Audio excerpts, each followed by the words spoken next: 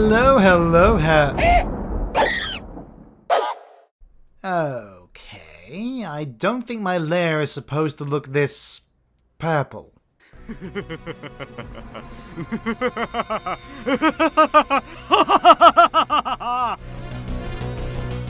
Oh, nurse, there you are. Did you do something with your hair? Fool! Your nurse is no longer here, and soon neither will you. Nurse, I've told you already that I'm not into that sort of role-playing. Silence, imbecile! Now see here, young lady. I'm a man. Oh. Well, if that's how you wish to be identified, I'll respect that. Enough! I was warned that you're a complete idiot. But no matter. I'm here to send you to the next world.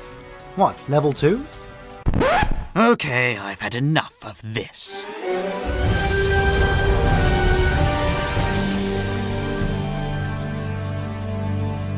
Wait a sec, is that in the Millennium Rear?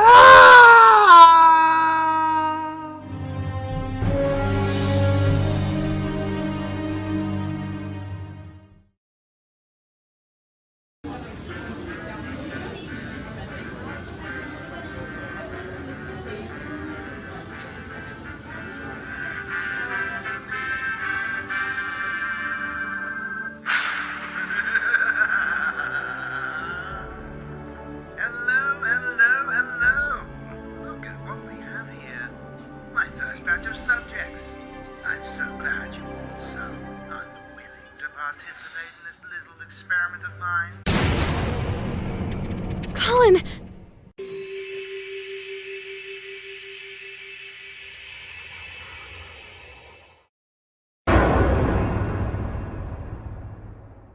Well, that was easier than I thought. Seems a shame to win without a fight. Whatever. Now to take this body back to that woman and claim my reward.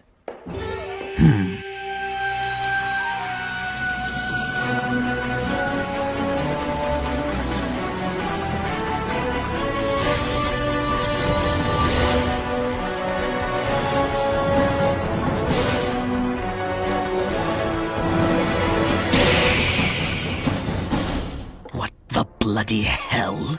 If it's a fight you want, then I'll fight you. What is... Wait. I know you. Oh, this is a treat. How long has it been? 1 trillion? 2 trillion years? Your disappearance with all the talk in the Outer Realms. Rumor has it that you bonded with a boy. Oh? Oh. So you and that boy, you... Oh, this is precious. You're one to talk, Zork. Or do you prefer Bakura these days? Now what have you done with Colin? Tell me! Oh, your bonded boyfriend? He's on a trip. A one-way trip to the Shadow Realm.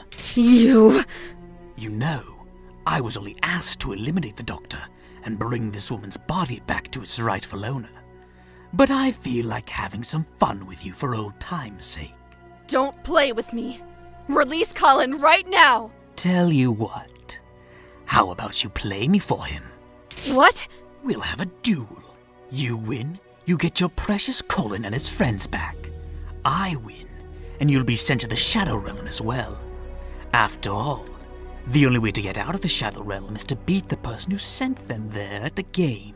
So I don't think you have much of a choice in the matter. Fine. We have a deal. Excellent. Then take out your deck and let's duel. We're taking this game to the Shadow Realm. My deck. I don't have it, but does Colin have... Colin's deck? I'm gonna need to use this one instead. I have to trust it. And trust Colin. If I'm to have any hope of saving him... All right, Zork. It's time to duel! Excellent. I'll start things off by activating Double Summon, which allows me to summon 2 monsters this turn instead of 1. So I'll play 2 of them face down and in my turn. You're up, Sasha. 2 face-down cards. It's dangerous enough when one card is hidden, let alone two on the first turn. There's no telling what kind of deck he's using, or what I should do to counter them. I have to consider my options carefully. I'll place 2 cards face down as well. And I'll summon Magician's Rod, which allows me to add a Dark Magician spell to my hand. So I'll add Illusion Magic to my hand to activate it. By tributing my Magician's Rod with this spell, I can add 2 Dark Magician cards from my deck to my hand. And with that, I end my turn. Ah, quite a good opening hand you have there. But alas, sacrificing your Magician's Rod has left your field wide open for a direct attack. My turn. I reveal my face-down monster, Shadow Dragon. Shadows? Shadows are very interesting cards. You see, whenever they flip face up, they trigger their special ability. Shadow Dragon has the power to destroy a spell or trap on the field when flipped over. So let's take one of those face downs out of harm's way. No! Aha! Mirror Force. That would have destroyed any monster I would have attacked with. Too bad. Now with one less problem, I'll attack you with Shadow Dragon. Go, my monster! Attack her life points directly! What the devil? How did... While you did remove my Mirror Force, you failed to consider what else I had face down as well. My other face down card was Magician's Circle. When a spellcaster monster like your Shadow Dragon attacks, I can summon a spellcaster from my deck with 2,000 or less attack points. And the card I chose was Dark Magician Girl. Typical. I should have known you'd have that card as well. Yes, you should have. Now, are you going to continue your attack or not? Since a new monster appears mid-battle, I can cancel my attack. I end my turn. But don't think you're out of the woods just yet. You've only begun to delve into the horrors my deck contains. Ha ha ha ha ha!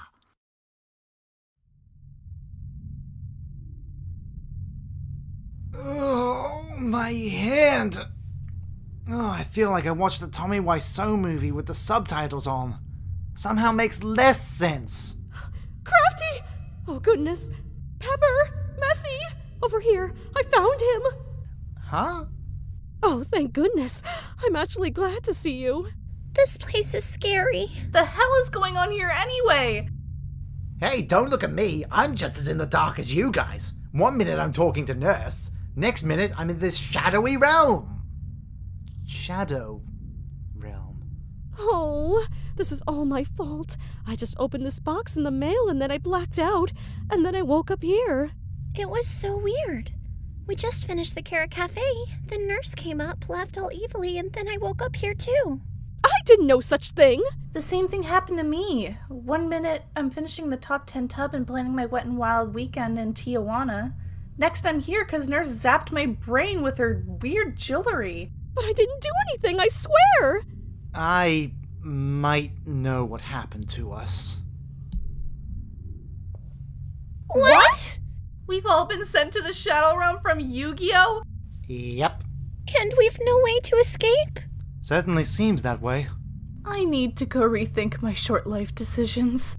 Well, I'll see if I can find any shadow snacks for our stay here. So, what do we do now? I've boiled it down to 3 solutions. Number 1, panic. 2, wait for a protagonist with absurd hair to save us. And 3, do both of those things, then panic again. Or I could just draw some fan art until we figure out what's really going on here. Well, at least that will pass the time, I suppose. So what are you drawing then? Well, befitting our present predicament, I figured I'd spend the episode drawing the cast of Yu-Gi-Oh! Specifically from the original series, Duel Monsters. Interesting! Yu-Gi-Oh! Began as a manga series by Kazuki Takahashi, published in Shonen Jump back in 1996. Initially, the plot revolved around the protagonist Yukimoto, defeating various bullies and villainous people using the dark powers of his Millennium Puzzle, which granted him the power to assume an alter ego that was more cunning and charismatic. Then, after one particular chapter where Yugi faced his future rival, Kaiba, in a children's card game, the entire story shifted towards arguably the first card game anime of its kind by popular demand, thus creating the real-life card game that we obsess over the ever-shifting meta of today. Thanks, Konami. It looks like you're gonna be drawing a lot of characters today. Ah yes, I wanted to draw the core cast with each of their ace monsters, the most iconic members of their playing decks. So let's shuffle on through this piece.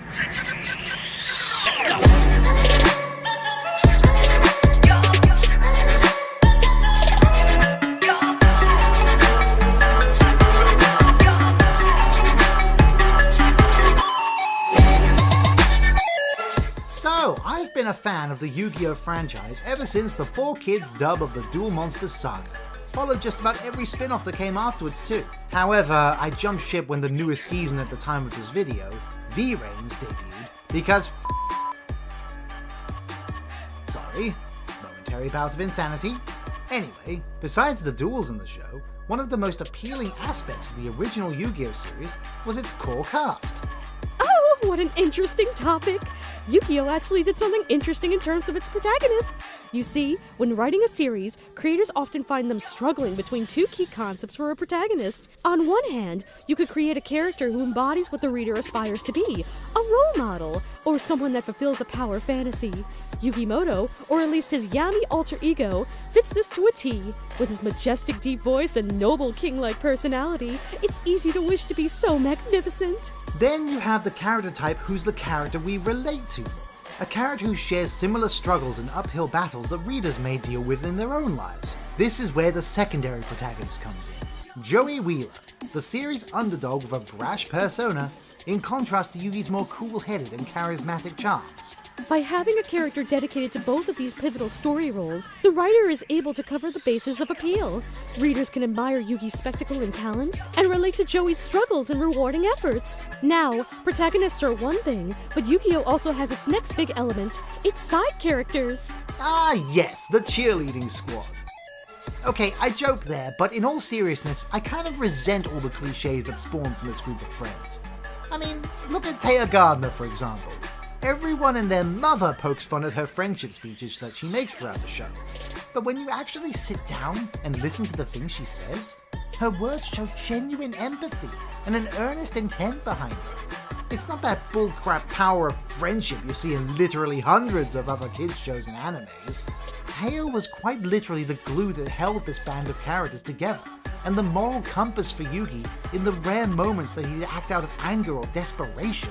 And to top it all off, she's actually a capable duelist, with her standout matches being against Mai Valentine and even one of the Kaiba Corp Big Five, who, may I remind you, are tough enough opponents to put the more powerful duelists in the cast on their toes. Bakura may seem like a quiet wallflower at first, but hidden behind that soft face is the series' true villain, Yami Bakura.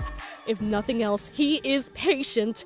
Throughout the show's 5th season run, Bakura was silently and secretly plotting in the background, meticulously putting his plans into motion over the entire series, while other threats were going on in the foreground. Then you have Tristan, who was there, I guess. Okay, I'm gonna say it. Tristan didn't need to be in the story. Like, at all. He contributes virtually nothing to the overall narrative besides a couple of male bonding moments with Joey. And even then, the interactions between Joey and Yugi resonate far stronger. He's not even a good duelist. He only played a part in one duel, which he lost, and that was in a filler arc. You could literally erase him from the entire story, and you'd lose nothing. Still, regardless of how obsolete Tristan is, when I think of the most iconic and heartwarming group of anime companions, I can safely say that Yugi and his crew pull on all the right heartstrings.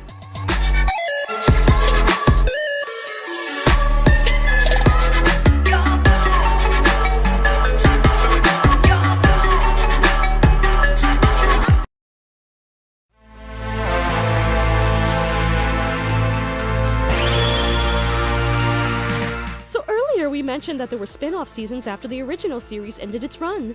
You followed along with those too, Doctor? Mostly. The spin-offs kind of have a spotty track record in terms of overall quality and dubs. The series that immediately followed the original run was Yu-Gi-Oh! GX.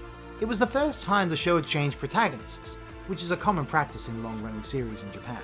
This time around, our main hero was Jaden Yuki, Now, at first glance, he seems like a major step down from Yugimoto. And to be brutally honest, yes, he doesn't hold a candle to it. But I think that was kind of the point. Earlier we said that writers often walk the line of making a character either admirable or relatable. Jaden definitely fits the latter category, as he starts off the story being sorted into the lowest grade house in Hogwarts, Duel Academy. No?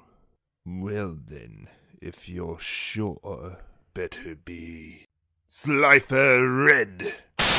The whole not being comparable to Yugi is even part of GX's finale, where Jaden takes on some spiritual apparition of Yugimoto, with the results of the duel being left ambiguous, though implying that Jaden lost. One of the key things people like to pick on with Jaden is how comedic he is. Now, even though he was a comedic character and occasionally the butt of the joke, it's important to remember that despite that, he's a very good duelist, defeating foes of much higher grade caliber than him. Heck, his debut duel was against Professor Crawler, head of the Obelisk Blue Dorm, which is actually the highest grade tier of Duel Academy, and he even has a PhD in dueling. Wait, you can get PhDs in Yu-Gi-Oh? Okay, I know where I'm gonna get my real PhD now. Besides, the GX anime run was kind of a hot mess as a whole anyway, with more than half its first season being completely unfocused with its plot, or lack thereof, and having numerous duels with antagonists of the weak characters before the plot finally arrived much later. So that really shouldn't be seen as a negative for Jaden's character, rather than the fault of a lackluster show running in general. So yes, Jaden may not be comparable to Yugi, but he's still a fun character in his own right, despite being cast over by a long shadow of his protagonist predecessor. Oh, what about Yu-Gi-Oh! 5Ds? The ones with the motorcycles. Ah yes, interesting you bring that up. This spin-off took the series further into the future, where card games can be played on motorcycles. For some reason. Boy, to be a fly on the wall at that particular Kybercorp board meeting. Yeah, the series put a greater emphasis on world building and creating a society where elitist powers exploit the working class, who are all confined by the Factorial Island processing chunk. Wait, are we sure this is a show about card games? Surprisingly, yes, this season was a return to form, taking its plot more seriously. Or as seriously as card games on motorcycles can get. Starting with its main character, Yusei Fudo, literally pulling a Rocky by rising out of the slums to challenge his old friend turned rival, who went from rags to riches and now sits on the lap of the elitist powers that be. Even when our hero defeats him, he then has to save the world from literal zombie duelists who were brought back to life by evil monsters that were sealed in the friggin' Nazca lines. Did I mention this show is freaking nuts? And as crazy as that sounds, the dark Signer duelists don't feel out of place in the overall plot, because every one of them suffered under the tyranny of those in the highest power. Man, this show must be in the darkest timeline. Actually, I wouldn't be so sure. You're forgetting that season. Huh? Which season? Oh god no. You don't mean... Sadly, I do. No, Peppa, don't say it! I'm talking about Zexal.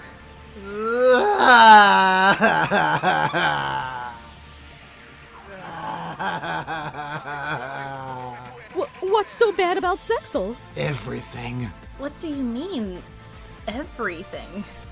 Everything! Yu-Gi-Oh! Zexal is arguably, if not objectively, the worst Yu-Gi-Oh! Series to date. It gets everything utterly, almost comically wrong. First off, the most important aspect, the protagonist. Yeah, Yuma Sakamo. Yuma is, how do I put this delicately? Not very bright. Understatement of the millennia. Yuma is so stupid that he doesn't even know how to properly play a trap card. He tells his opponent when he's playing one. He'll make dumb plays out of spite when his ghostly sidekick Astral tries to help him make smarter moves. And guess what? Said ghost had to use reverse psychology to make Yuma do the right friggin' moves. Not to mention how in the numerous instances that Astral is unable to help him, he breaks down because he has no earthly clue what he's doing. And then when Astral is able to come back and assist, he whines about how he doesn't need him, despite literally bawling out for Astral to help him minutes ago. Yuma is incredibly moronic and insufferably unlikable. And unlike past series where the side characters have rich personalities and provided touching moral support, The side characters are all cardboard cutout anime tropes who do nothing but spout the cliches that people poked fun of in the original series for. Even the villains are terrible. One of them came across intimidating at first, but then the very second he arrives on Earth, he completely forgets his task when he moons over the main girl character. The first main villain's entire evil plan hinged on the fact that the cast were all complete idiots. His gambit relied on them being too stupid to notice his scheme. And it worked! The ring! I can't believe you fell for the oldest trick in the book! What a goof! What's with you, man? Come on! It's mind-boggling. It's like Zexal was made by people who'd heard of what an anime was, and then threw in whatever tropes they could find from other kids' anime, Messi, and made this cool horrible him monstrosity, off. Right. presented it to us without a hint of irony. Thank you. I needed that. The series that follows was actually an anniversary series, Yu-Gi-Oh! Arc V. To mark the 15th anniversary of the franchise as well as the 5th spin-off show, Arc V set out to celebrate just about everything that came before it, while 5Ds and Zexals introduced and focused solely on the monster summoning mechanics introduced on those seasons, Synchro Summons, Synchro what? and XYZ Summons respectively. What summon? Arc V not only represented all the previous season mechanics, but even introduced a new one of its own, Pendulum Summoning. Oh, what's that? It's when you play a pendulum monster, which are half monster, half spell. Wait, I seem to have stopped caring. Aww. Well, I did follow that series for a good while, and especially enjoyed the part where they ventured into the Synchro dimension and met Jack Atlas, the rival from 5Ds. Having all the characters return definitely solidified the series as a celebratory one. However, with the incredibly short trip to the Xyz dimension, which I personally loved because it was the setting of Zexal but completely destroyed, it became clear that the story elements were being cut for time. And the plot devolves very quickly into a run-of-the-mill hero possessed by evil world-destroying demon who's evil just because. Yu-Gi-Oh's done possessed by evil forces before, and much better. More on that later. But yeah, the second half of the series definitely had some kinks in the armor. Still, it's better than V-Reigns, the series currently airing at the time of this video. This was the point where I stopped watching the show. And even worse, playing the game itself. You see, the series focuses on the newest summoning type monster, Link monsters. I hate Link monsters. Here's the deal. Once 5Ds came along, Konami shifted the metagame to make spamming the board with multiple monsters at once a thing, in order to make performing multiple synchro summons easier. This, however, had a ripple effect with every new monster type released since. So over the period of around 5 to 6 years, the game became about who can summon the most monsters the fastest, and was perpetuated with every booster pack that released after that point. Yeah, I mean, it's kinda sad when this joke is actually relevant. Wait a minute, did you just summon a bunch of monsters in one turn? Yeah, so? That's against the rules, isn't it? Screw the rules, I have money. Now it's more like... Wait a minute, did you just summon a bunch of monsters in one turn? Yeah, so? That's against the rules, isn't it? Actually, Yugi, it's a legal and absolutely necessary playstyle in order to exploit multiple summons of monsters with accumulating effects that leads to establish a board of monsters in as few turns as possible. That's the metagame for you, Yugi. Get good. Right, so after several years of making this problem bigger and bigger and bigger, did someone at Konami finally say to themselves,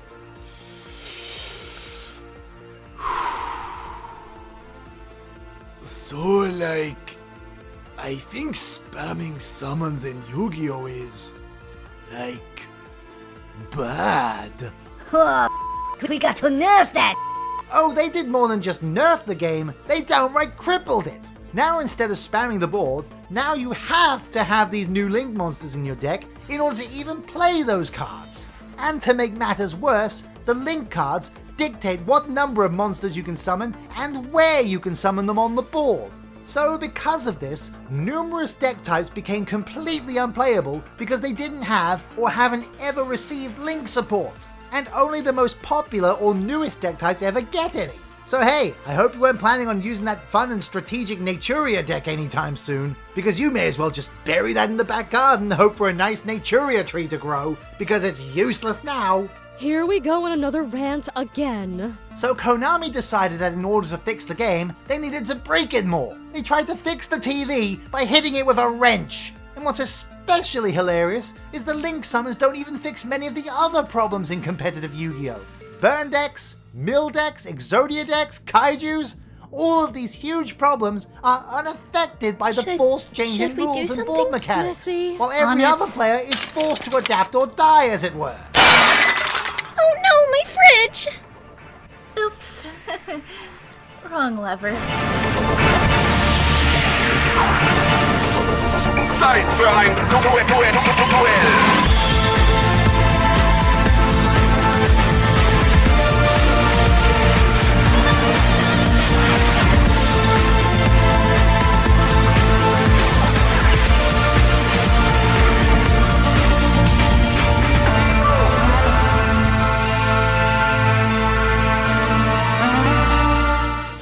We brought up how the Yu-Gi-Oh! Story wasn't always about the card games. Before the change, the show had a much darker tone, while in the Duel Monsters series, characters would often be sent to the Shadow Realm. Like us. In the early stories, characters would actually die from the penalty games that the protagonist would punish them with upon losing a battle of wits. In that case, I challenge you to a battle of wits. For the princess? To the death? I accept. Even the games themselves were more twisted with greater stakes, such as the time Yuki had to defeat an armed escaped convict, holding his friend Taya hostage in a burger joint. He tricked the gunman into being unable to fire his gun for fear of setting a fire, thanks to Yuki putting a burner lighter on his hand, only to be burned alive when the convict's cigarette inevitably fell. Other characters suffered horrific hallucinations as a result of their vices, like corrupt hall monitor Tetsu Ushio, whose greed for money leads him to believe piles of leaves are piles of money. Or even the time he made a girl believe she'd shrivel up and wilted like a dying flower for cheating in a beauty contest. Yeah, Season 0 had no chill. Like we said before, it was only after his game with the then green-haired Kaiba that fan response led the author to completely change the premise of the story entirely. Thus, the game of Duel Monsters was born. While the mass appeal of a card game was easier for readers to pick up, I can't help but feel we lost out on a genuinely more intriguing series of events as a result. But hey, at least we got a cool card game out of it.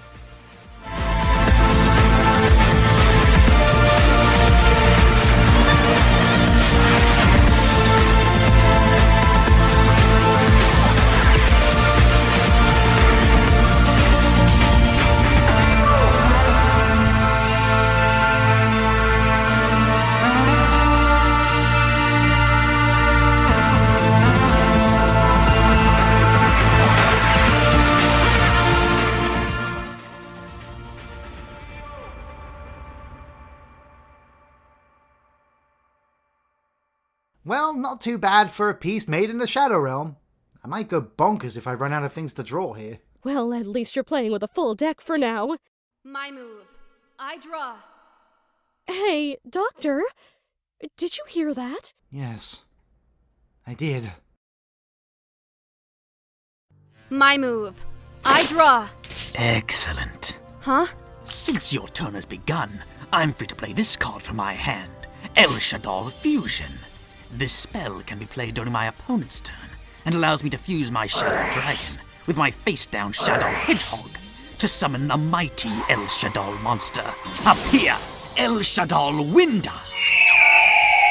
Oh, and I should mention, another interesting trait of the Shadows is their other special ability that activates whenever they're sent to the graveyard by a card effect. In this case, Shadow Hedgehog lets me add a Shadow monster from my deck to my hand. Now then, do you plan on attacking my new monster? No. I pass this turn. How lovely. My move. Ah, splendid. I activate Pot of Greed, which allows me to draw 2 more cards. Oh, and it looks like the draws don't stop there. I also play Dark-Willed Dealings. Now each of us must draw a card, and then discard another one. I'll discard my Shadow Beast from my hand. And would you look at that? Since Shadow Beast was sent to the graveyard by my card effect, its effect now activates, letting me draw another card. Quite the advantage, isn't it? He's right. His cards combo off each other so perfectly. Every move he makes just makes his options wider. I need to figure out how to bring out the most of Crafty's deck, or I'll never be able to save him. I've made my discard choice. Now go already. If you insist, I attack your Dark Magician girl with El Shaddol Winter. Go, Billowing Shadow!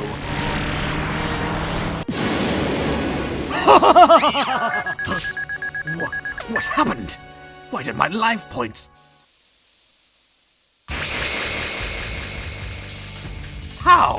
How did your Dark Magician girl survive my attack? And where did Winter go?